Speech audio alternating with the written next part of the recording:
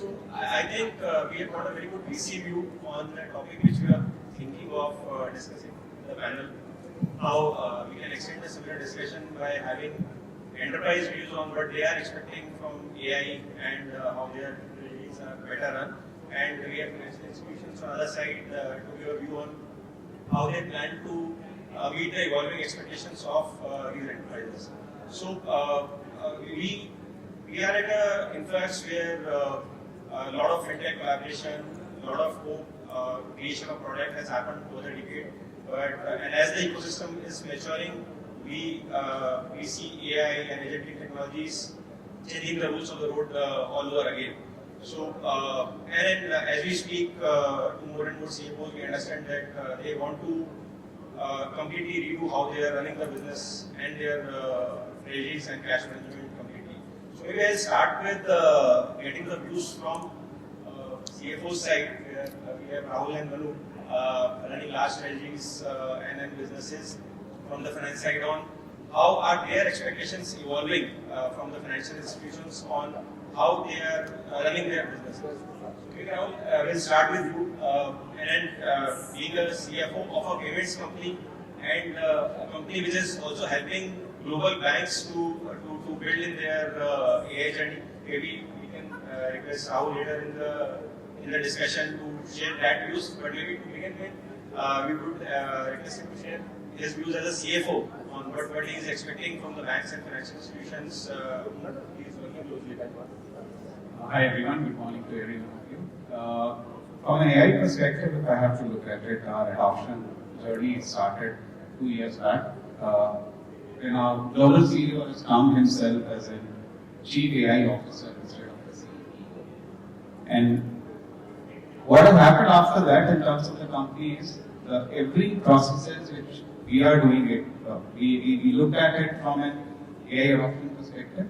When you look at on the AI side, the typical question comes in as should we go ahead or should we not go ahead? But when it is driven from the top, I think what you need to achieve is the speed at which it has to be delivered. And we are now becoming an AI first company. We work with a lot of global banks where we are helping them in terms of their AI journey. But from an adoption perspective, if you look at it, majority of the adoption which you are seeing it in terms of the back-end processes, not at the front-end processes, which is at a bank's level, how do you do risk evaluation, how do you automate some of your processes. I think those cases are pretty dominant, but when it comes to a treasury, can I execute my transaction or approval, those workflows are still left to come. This is going to take a lot of time for us to have. I think in the previous panel they were also talking that do we build a trust on doing a transaction? Because one of the key aspects for us to look at it is we don't have that much of trust in terms of online transactions. Still a lot of people are yet to come to an online transaction. From there to an agentic based transaction, it's little far off. But our journey, most of our financial processes are being automated. What we have done is, the first thing which we picked up is, we are in 50 geographies, 1,000 plus companies. The consolidation takes a huge amount of time.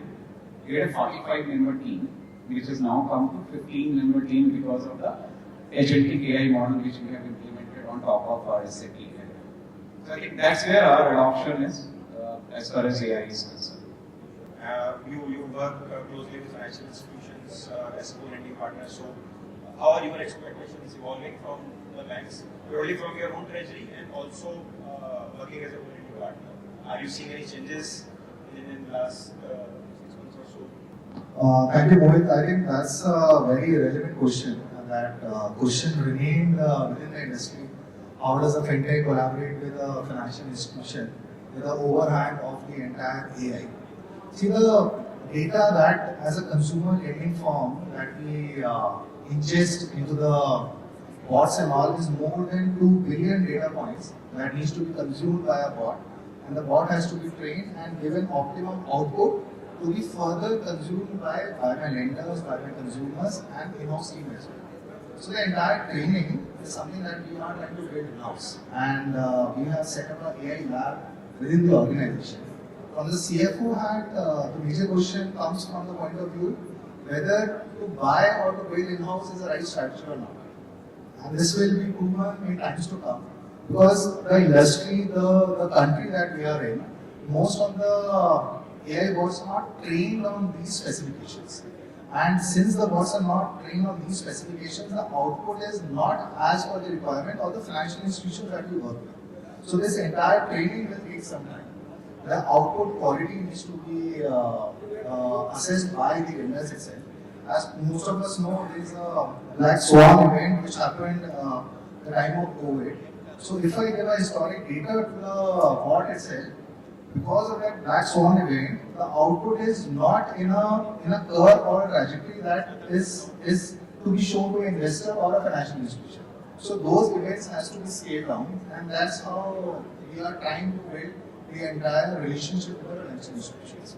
From the financial institution perspective, I think the speed is something that we are looking for to be faster enough, and the changes that we expect to be done in-house, that's something the expectation from the financial institution treasury in terms of consuming the data and supporting us in terms of providing us with the technology and the asset for doing the further lending. That is the requirement.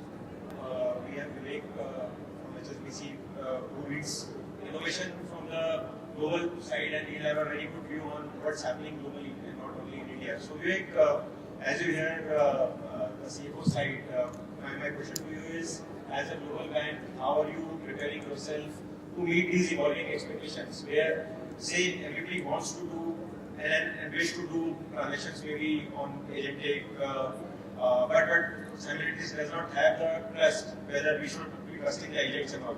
So you keeping the trust of enterprise as well as regulator, how are you thinking in India and globally to adopt to this evolving world?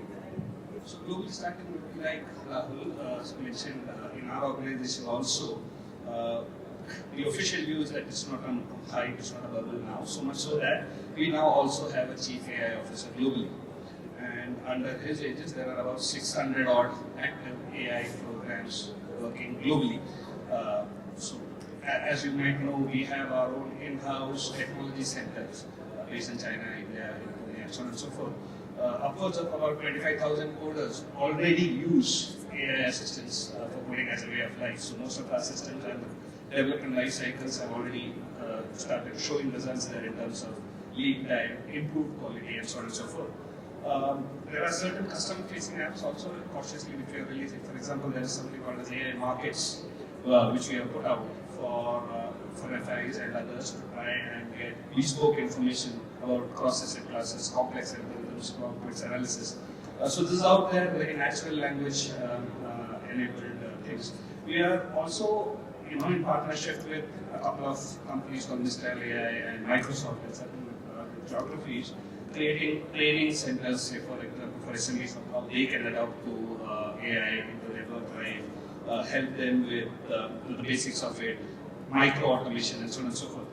The Mr. AI is also a very, very interesting partnership that we have globally in place. That is the first part of it. So where it's a way of life now.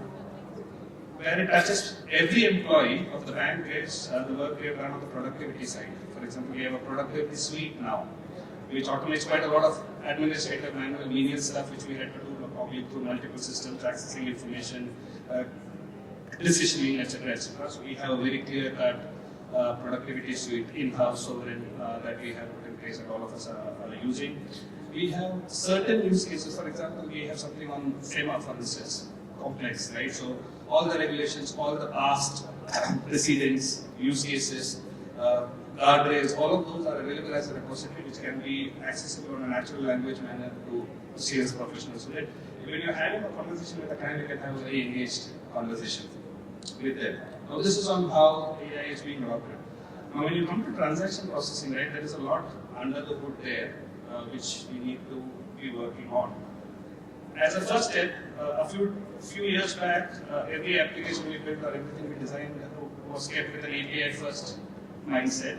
Now most of it is MCPs ready or ready. For instance, we entered into the acquiring space. So we have our own payment gateway now. That is fully MCP ready. And we are in active discussions with clients in India as well to try and see if there can be a pilot of sorts. I'm cautious to use the word pilot because non-repudiation is a very, very important asset here, right? We need to solve for that. Earlier, there are other compliances also which comes with it.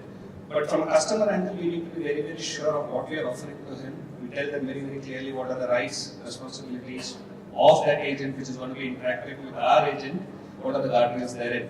So we take a lot of cross learnings from, say, the commercial car space, where you have virtual cards, which is a very limited window, limited transaction card. So can we use limited window, limited transaction agents, both our client side and our client side, within the right consent framework, legal framework to do this? On the compliance end, I'm sure we'll be discussing more about that a bit later. The cybercrime facilitation center, right, already is grappling with how do I track abusers and how do I very, very instantly I'm able to block money when it goes from one place to another. Virtual accounts itself was a challenge which they were grappling with. Now they will have agents. If I do not have proper answers for that, I may not be able to put this out at scale. So there's a lot under this from a framework level which we need to be in place for. But from a technology standpoint, we are just very, very clear. Whatever we design, whatever we will put out in place, even in partnerships, is all MCP and agent ready. Bajaj Finance is a case study for all financial institutions now. But as been told by senior management 15 months, 24 months back, is all showing the results on ground in terms of product management. If you can throw some more light on how you are helping and taking use of this technology and then managing expectations of your, well, Bajaj is more on the individual consumer lending side, but you do work with corporates as well. So if you can share, for example, as a financial institutions, how you are embracing the new technology and then meeting the evolving expectations of your customers. As you rightly said, I think we already made a statement a year back that we are testing AI, but now we are not testing AI, it's become an operating model. And it has been deployed across this life cycle, whether it be sales, sourcing, whether it is in underwriting, or risk, or collection, and of course operations, right? So as it was shared by some panelist member in the last panel discussion, so it has given a 1% OpEx lift for us. And primarily, like one of the two examples that we will give is that we have deployed it in call center. Okay, so it is converting voice to text, and it is also generating leads, like from where the agent has left, like maybe it's not understood the call, and the call has been left midway, not closed. So some from those calls, like it has listened to some million calls and generated a lack of leads, right? So which are converted into sales. Okay, so that way. And in operations where I manage client operations, we disburse around 2 lakh loans daily, monthly, around 20 lakh loans, out of which 50% is disbursed through AI, okay, by comparing documents and data, and it autonomously passes the case. Okay, so we are also now, next step is, whichever the AI is not passing and goes to a human, how can we automate that also? It will build intelligence, agentic will come to place, it will be picking up data from one place, the rules are given, and it will pass those cases as well. So, zero operations is what we are looking at. Could be a dream for many, as you said, a co-member team. Our MD is also working towards that, that it should be as thin as possible. We should only have customer service. Even for customer service, like we have deployed camera in branches, which will detect our existing customers. So as you know, 60% of our customers come back, return to us. So how do we service them? And at the dealer point, instead of asking him his mobile number, identifying him, just by face we'll recognize him, yes, he's our existing customer, and the processing will be much more faster. In every field, the agentics is being deployed, even in collections it is being deployed. Okay, and so sales and operations primarily is the driver we are looking into. So that's every week. So there's a plan how to deploy more agents, 800 agents we deployed across the organization. The vice chairman reviews weekly the actions that have been taken. All the data is already on cloud. We have been first, to adopt to cloud. So now all those are fine for us. As a CFO and dealing with, I'm sure you will have a relationship with multiple banks and multiple financial institutions. And then going back to the topic, evolving expectations. So, what are your top 2-3 expectations from the banks with whatever is happening in the world of AI and agentic? That yes, banks and financial institutions need to adopt, be it deliverables after meeting with the relationship manager, how quickly have been in the journey, how meetings can be summarized and sent across. Are you seeing those action on the ground where, say, somebody from the bank is meeting you and promising you the moon and the stars? Whether that's happening in actual or is it the same old way? Are you seeing something changing on the ground? Being an ex-banker, Yes. passing an opinion on bankers now would not be entirely right. But I think, so adoption is there in terms of technology. And the expectation from the CFO is to cut down on the cost. And the best expectation would be to get enormous amount of money at no cost. Obviously, that is not possible.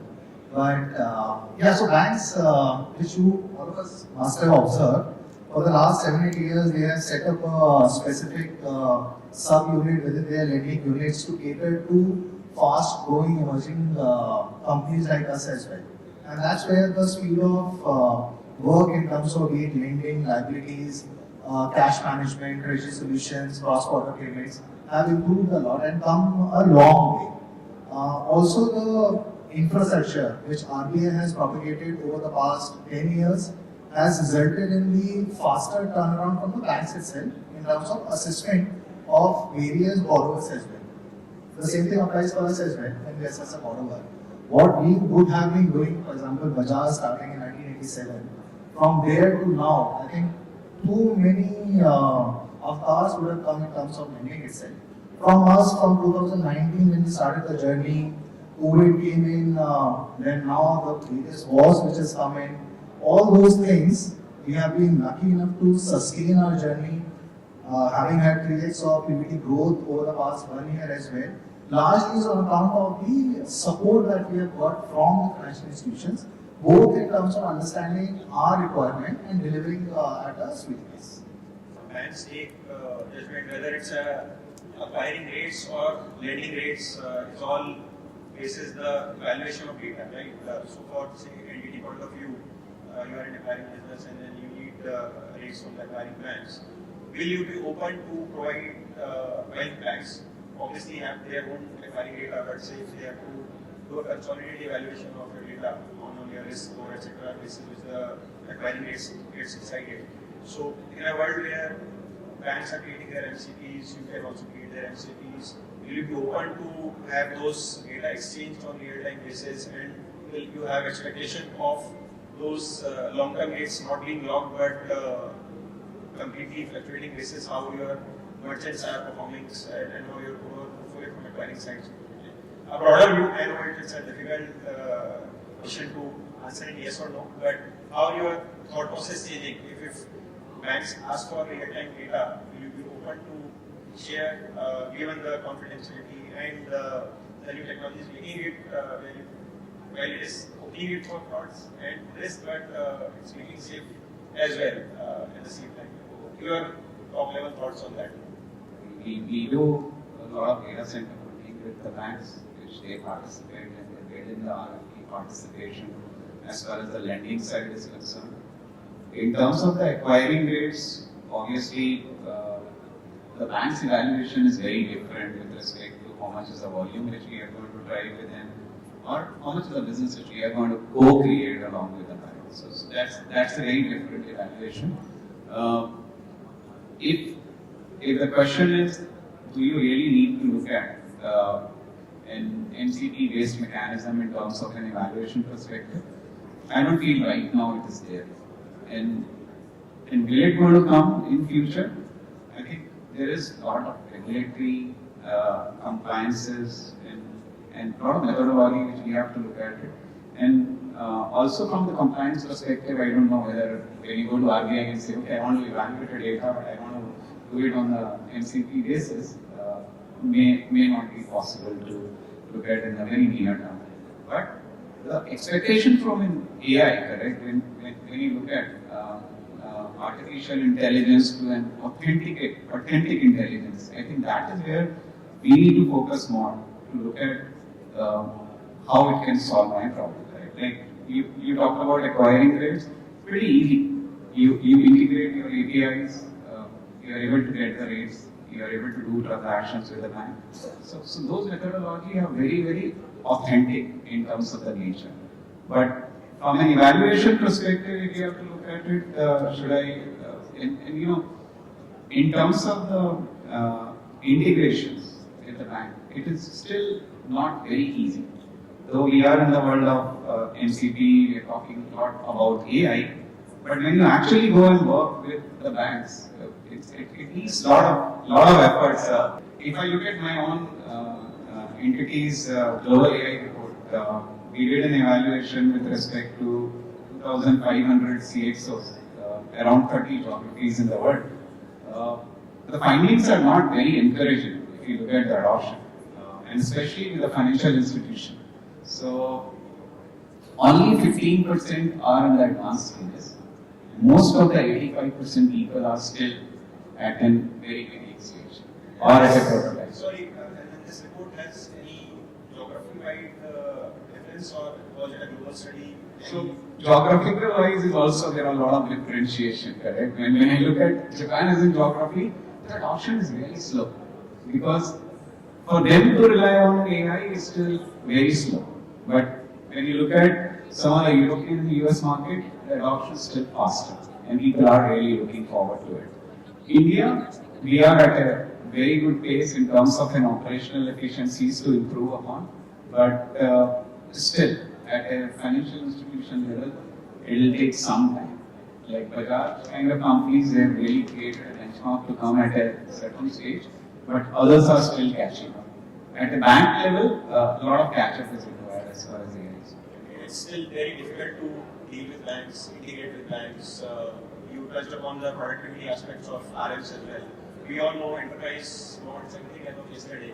So, how on the ground actually things are changing where, say, RM is able to turn around the credit proposal faster using the technology so that you meet the evolving expectation of the banks? Well, yes, AI will be a further accelerator to that process. But in many ways, for a particular segment, the real-time assessment, instant credit confirmation has been going on for quite some time now. And for that, we'll be able to put together a very, very potent data lake of sorts, which connects to all public digital infrastructure, gathers necessary information, and if the customer's consent is also there, we are able to get very, very enriched information. And in a framework in which it is available at the RM instantly. So, in his preparation before going to a client or in response to a query, the access or the wherewithal of gathering this information and empowering him to making a decision, that information in the tools already exist. Now, obviously, AI layer would take it a level higher perhaps and maybe accentuate the process further, but this infrastructure already kind of exists. Harish, Bajaj has major presence in consumer lending, and you have been really, I think, for many of us, the first known is, at least for me, it has been for Bajaj. So, how are your ecosystem evolving in terms of traditional bureau-based scoring? How much more alternate data is Bajaj using to lend to, say, MSMEs, SMEs, or for that matter, consumers? How much that has got into your management of giving a credit to a particular individual or corporate? So Bajaj, intrinsically has been like more into our internal existing customers, right? So 60% of our data is from internal joint customers, but external also we are using extensively the bureau data and all to generate the offers to the new Bajaj customers, and it's been evolving every time. I think it's going through a good pace. One or two topmost expectations, if you can point out, which you have from your banking partners, financial institutions partner, where you would want that relationship can improve multifold. If they make those changes, which you would like, or you would want them to improve upon, if you have to highlight. Our expectation from the bank, if you have to look at it for any kind of services, currently it's very transaction oriented services. I think there is some sort of a consolidation which has to be looked at. In some platform where we have the common services can come in very openly. And every time when you get into an interaction with the banks, the individual evaluation, company's evaluation, those factors, if that can be fast enough within adoption, that would really help the overall cost. In certain aspect where there is something which is very transactional, operationally can be managed, that has to automate. And that has to catch up to the speed at which is not there right now. So if you apply for a loan to a bank, maybe it takes a little bit time. A lot of fintechs are solving a problem by making it faster. Or they're always solving a problem to bring certain things at a consolidated level. So those aspects the banks are still to catch up, and that is where the collaboration between the fintech and the banks is very important. And most of the aspects which are going to be remain transactional, like large ticket funding, threat, IPOs, those still have little far off as far as the catches are concerned. I think expectation is quite linear. The decision making should be quicker. I think that will solve most of the things. And which obviously is a service industry, the decision making will go into various approval stages, matrices. The macro and the micro environment will force their decisions to alter every month, every quarter. But I think expectation is to have a quicker decision making from the financial institutions.